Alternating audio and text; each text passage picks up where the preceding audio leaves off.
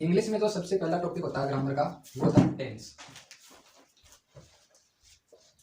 जब से हमने स्कूल में पढ़ना शुरू किया था, तब से हम टेंस पढ़ते आ रहे हैं। ठीक है, तो आज तक हमने टेंस पढ़े हैं। मान लो आप कौन सी क्लास में हो, जिस भी क्लास में हो, या कोई कंपटीशन एग्जाम की आप तैयारी कर रहे हो, जितनी भी कक्षाओं में हमने टेंस पढ़ा है, हमारे आज तक समझ में नहीं आया। क्यों नहीं आया? क्योंकि हमारे वो कॉन्सेप्ट था वो क्लियर नहीं हुआ था। देखिए, टेंस होता क्या है? टेंस में बात होती है किसकी? टाइम की। टाइम टाइम कितने प्रकार का होता है? 3। कौन कौन सा? हिंदी में बात करेंगे तो एक तो समय वो हुआ जो बीत गया, दूसरा जो वर्तमान में चल रहा है, और तीसरा आने वाला समय, जैसे पास्ट बीता हुआ समय, अभी चल रहा है वो प्रेजेंट, और आएगा समय वो होगा अपना फ्यूचर, यानी भविष्य काल। टेंस को हमने एक भाग में बांटा जिसमें हमने बात की है टाइम के बारे में। पास्ट हो गया बीता हुआ समय, प्रेजेंट आने वाला समय, जो समय चल रहा है, फ्यूचर आने वाला समय। ये बात तो की हमने टाइम की। अब क्या टेंस में इतनी बातें होती हैं? नहीं, टेंस में हम बात करेंगे काम की। साथ में काम भी चलेगा कि हमारा जो काम है वो पास्ट में हुआ है, या प्रेजेंट में हो रहा है, या फिर वो आने वाले समय में होगा। अब बात करेंगे हम काम की। इंडेफिनिट, यानी इंडेफिनिट का अर्थ होता है अनिश्चित।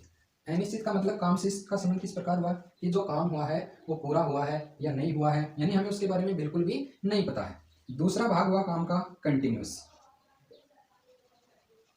कंटिन्यू का अर्थ होता है लगातार, यानी काम है वो चल रहा है। तीसरा भाग हुआ परफेक्ट का। परफेक्ट का होता है पूर्ण, यानी काम है वो हमारा पूरा हो गया है। चौथा भाग बांटा गया है काम का, वो होता है परफेक्ट कंटिन्यूअस। मेरे हिसाब से ये कोई टेंस नहीं होता। क्यों? क्योंकि इसमें काम के दो भाग को शामिल किया गया। एक तरफ तो काम पूरा हो रहा है उसको बताया जा रहा है, दूसरी तरफ काम के लगातार चलने की अवस्था को बताया गया। तो हम ये कह सकते हैं कि टेंस के अंदर काम और समय दोनों के बारे में हम अध्ययन करते हैं। ठीक है, इतनी बातें क्लियर है। आगे देखो हम क्या पढ़ेंगे। अब हम बात करेंगे, देखो क्या ये चारों भाग है काम के, ये पास्ट में होते हैं, प्रेजेंट में भी होते हैं, और फ्यूचर में भी होते हैं। बिल्कुल होते हैं। पास्ट में भी कोई काम ऐसा था जो अनिश्चित था, पास्ट में भी कोई काम ऐसा था जो जारी रहा था। ठीक है, पूरा भी हुआ था काम, थोड़ा काम पूरा हुआ, थोड़ी देर के लिए वो आगे भी चला। ये तीनों भाग, तीनों टेंसों में चार चार भाग हो गए। टोटल टेंस हुए हमारे कितने? 12। तो हम टेंस में 12 टॉपिक बन गए हम हमारे, उनका हम अध्ययन करेंगे। आगे देखो, आगे बात करेंगे हम डेफिनेशन की। डेफिनेशन क्या होती है?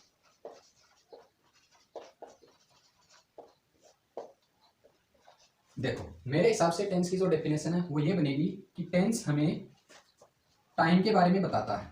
टेंस टाइम को इंडिकेट करता है।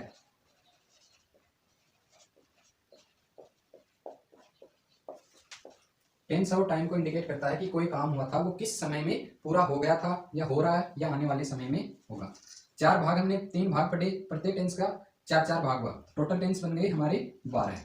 पहला टेंस जो बनेगा, हम प्रेजेंट से शुरुआत करेंगे। पहला टेंस बनेगा प्रेजेंट कंटिन्यू इंडेफिनिट।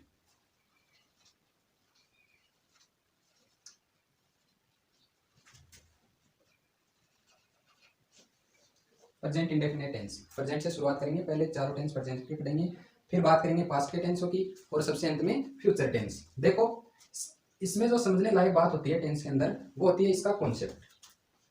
अगर हमने टेंस के कॉन्सेप्ट को आराम से पढ़ लिया तो हम टेंस आराम से सीख जाएंगे।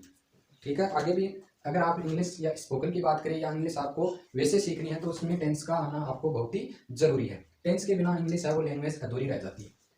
तो शुरुआत कर रहे हैं प्रेजेंट इंडेफिनिट टेंस से। इसकी जो डेफिनेशन है वो क्या बनेगी, देखिए।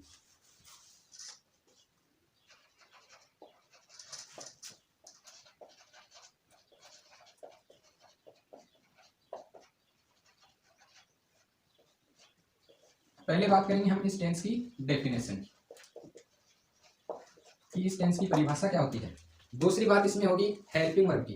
तीसरी मैन वर्ब की। मैन वर्ब के बाद जितने भी टेंस में जितने प्रकार के हम वाक्य पढ़ेंगे, वाक्य वैसे तो 3 प्रकार के बताए जाते हैं, साधारण वाक्य, नकारात्मक और प्रश्नवाचक। लेकिन इंग्लिश ग्रामर में वाक्य को 4 या 5 भागों में बांटा जाता है। पहला भाग अफर्मेटिव सेंटेंस, दूसरा नेगेटिव सेंटेंस, तीसरा इंट्रोगेटिव सेंटेंस। इंट्रोगेटिव सेंटेंस में भी 2 प्रकार के वाक्य बनते हैं, एक तो हेल्पिंग वर्ब से शुरू होने वाले, और दूसरा WH वर्ड। उसके बाद नेगेटिव इंट्रोगेटिव भी एक सेंटेंस बनता है, जिसका कंपटीशन की जो एग्जाम्स होती हैं वहां पर उस वाक्य का प्रयोग किया जाता है ज़्यादातर। डेफिनेशन क्या बनेगी, इस टेंस में कौन से काम को शामिल किया जाता है। देखिए, जो काम हम रोजाना करते हैं, रेगुलर एक्शन वाले काम, जो काम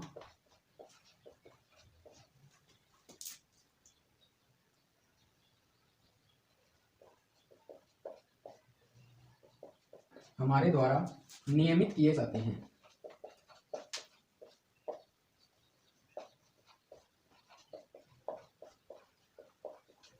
यानी कहने का अर्थ हुआ सीधा सा कि रेगुलर एक्शन के अंतर्गत होने वाले काम इस टेंस में शामिल होंगे।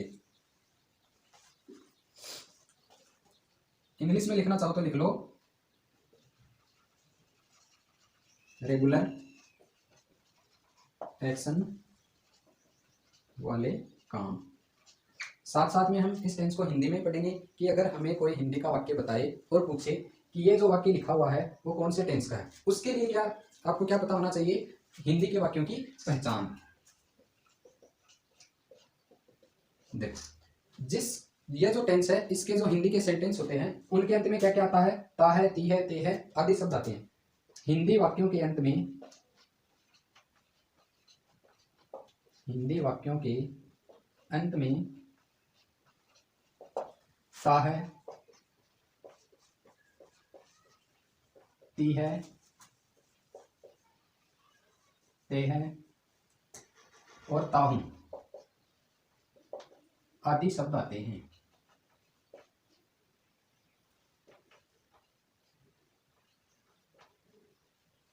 यानी जो भी वाक्य लिखा हुआ हो उनके अंत में यदि ता है, जैसे मैं रोजाना मंदिर जाता हूँ, मैं खाना खाता हूँ, वह विद्यालय जाती है, वे क्रिकेट खेलते हैं, इत्यादि प्रकार के जो शब्द आएंगे वो इस प्रेजेंट इंडेफिनिट टेंस में शामिल होंगे। परिभाषा हो गई कि रेगुलर एक्शन वाले काम। दूसरी, हिंदी वाक्यों की पहचान हो गई, जिन हिंदी वाक्यों के अंत में ता है, ती है, ते हैं और ताहू आदि शब्द आए वो प्रेजेंट इंडेफिनिट टेंस में शामिल होंगे। अब देखिए आगे, साथ साथ आप लिखते भी जाना। आगे देखिए, अगली बात होती है इसकी हेल्पिंग वर्ब की। HV का हेल्पिंग वर्ब, इस टेंस की हेल्पिंग वर्ब होती है डू और डज। मेन वर्ब होती है इसकी, मेन वर्ब यानी मुख्य क्रिया। एक तो चलेगी इसमें वर्ब की फर्स्ट फॉर्म, V1 का वर्ब की फर्स्ट फॉर्म, या वर्ब की फर्स्ट फॉर्म के साथ एस या ES। देखो, ये फॉर्मूला हमारा कब लगेगा, इसकी जो सहायक क्रियाएं हैं वो वाक्य के बारे में हमने पढ़ा था कि 3 या 4 प्रकार के वाक्य होते हैं। तो साधारण वाक्य होंगे इस टेंस के, वहां पर हम डू या डज का प्रयोग नहीं करेंगे। क्या करेंगे फिर साधारण वाक्यों में, वहां पर हम लगाएंगे वर्ब की फर्स्ट फॉर्म और उसके साथ एस या ES। देखिए ये किस प्रकार लगते हैं, एक नोट लगाकर एक बात लिख लो, इस टेंस के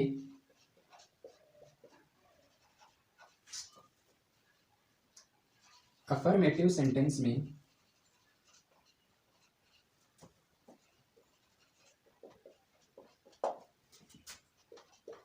हेल्पिंग वर्ब का प्रयोग नहीं होता है। यदि इस टेंस में हेल्पिंग वर्ब का प्रयोग नहीं होगा तो हम इस सेंटेंस में किसका प्रयोग करेंगे। दूसरी बात पढ़ेंगे, इस टेंस के साधारण वाक्यों में, इस टेंस के साधारण वाक्यों में मैन वर्ब की फर्स्ट फॉर्म के साथ एस या ES का प्रयोग करते हैं। यानी हेल्पिंग वर्ब का प्रयोग हम करेंगे नहीं, जो साधारण वाक्य होगा उसमें हम वर्ब की फर्स्ट फॉर्म काम में लेंगे और उसके साथ हम एस या ES जोड़ेंगे। वो किस प्रकार जोड़ेंगे,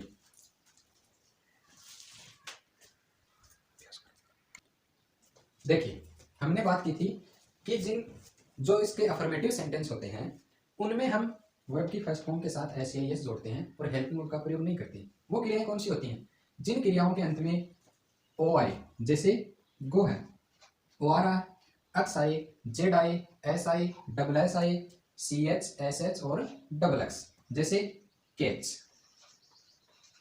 कैच आ गया, SH पुश, कैच यानी पकड़ना, पुश यानी धकेलना।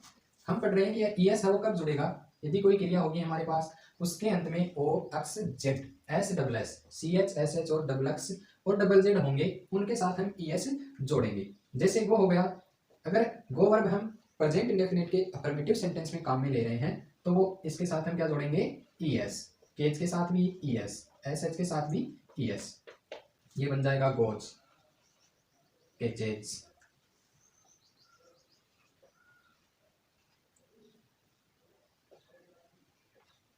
और पुसेज, यानी जो क्रिया होगी ओ एक्स जेड, ये जो शब्द बताएं आपको, ये अंत में जिस भी क्रिया के अंत में मिलेंगे उसके साथ हम ईएस जोड़ देंगे। इनके अलावा जो अन्य क्रियाएं हैं जिनके अंत में ये शब्द नहीं होंगे उनके साथ लिखो आगे, इनके अलावा या बाकी